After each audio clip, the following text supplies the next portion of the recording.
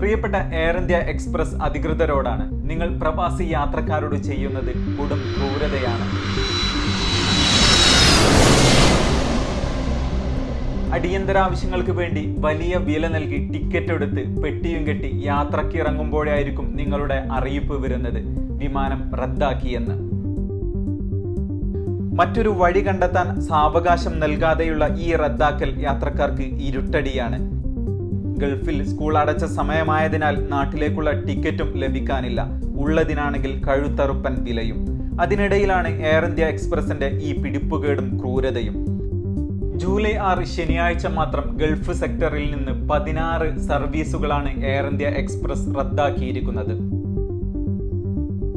കേരളത്തിലേക്ക് മാത്രമല്ല, ഇന്ത്യയുടെ മറ്റു പല ഭാഗങ്ങളിലേക്കും ഗൾഫിൽ നിന്നുള്ള വിമാനങ്ങൾ കഴിഞ്ഞ ദിവസം റദ്ദാക്കിയിരുന്നു.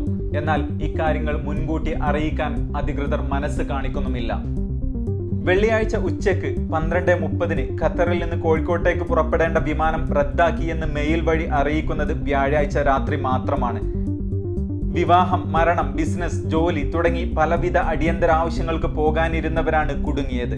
യാത്ര മുടങ്ങിയ പലരും മറ്റ് വിമാന കമ്പനികൾക്ക് ഉയർന്ന നിരക്ക് നൽകി യാത്ര നടത്താൻ ശ്രമിച്ചെങ്കിലും ടിക്കറ്റ് ലഭ്യമല്ലാത്തത് വലിയ പ്രയാസത്തിലാക്കി. വെള്ളിയാഴ്ച ഉച്ചയ്ക്കുള്ള ദോഹ കോഴിക്കോട് വിമാനം റദ്ദാക്കിയപ്പോൾ രാത്രിയിലേക്ക് ടിക്കറ്റ് മാറ്റിയെടുത്തവരെ വീണ്ടും ദുരിതത്തിലാക്കി മണിക്കൂറുകളാണ് വിമാനം വൈകിയത്. യാത്രക്കാർ ചെക്ക് ഇൻ കൗണ്ടറിലേക്ക് എത്തുമ്പോൾ അവിടെ നിന്നും ലഭിക്കുന്ന വിവരം തങ്ങൾക്ക് ഇതിനെക്കുറിച്ച് യാതൊരു അറിവുമില്ല, നിങ്ങൾ കാത്തിരിക്കൂ എന്നത് മാത്രമാണ്.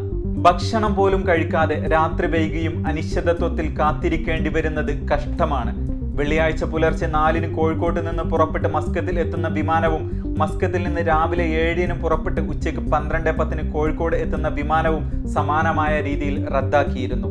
കഴിഞ്ഞ ഒരു മാസത്തിനിടെ മാത്രം നിരവധി സർവീസുകളാണ് എയർ ഇന്ത്യ എക്സ്പ്രസ് യാതൊരു മുന്നറിയിപ്പുമില്ലാതെ റദ്ദാക്കിയിരിക്കുന്നത്. പ്രവാസികൾക്ക് പുല്ലുവില കൽപ്പിച്ച് അവരുടെ വിശ്വാസ്യത തകർക്കുന്ന ഇത്തരം നടപടികൾക്ക് നിങ്ങൾ തന്നെയാണ് നഷ്ടം സഹിക്കേണ്ടി വരിക.